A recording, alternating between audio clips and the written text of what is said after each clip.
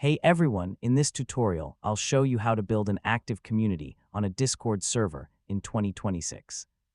So if you want real conversations, loyal members, and a growing online community, this beginner guide will help you step by step. First, choose a clear niche for your server. So gaming, AI, study groups, anime, business, or design communities usually attract focused audiences. Next, organize your server properly.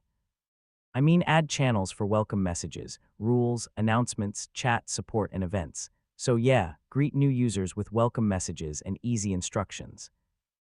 First impressions are very important for community growth. Now keep your community active by posting daily content. Tips, memes, discussions, updates, and polls work really well. So ask questions and start discussions regularly. Communities grow when members feel involved. Next, host activities like game nights, voice chats, Q&A sessions, or giveaways. Events make the community more exciting. So reward loyal members with custom roles, badges, or special access. Recognition keeps people motivated. Now promote your community on YouTube, TikTok, Reddit, or Instagram. Consistent promotion helps attract new active members. Finally, listen to community feedback and improve your server over time. So, adding features members want keeps your community stronger, and that's how to build an active community on a Discord server in 2026.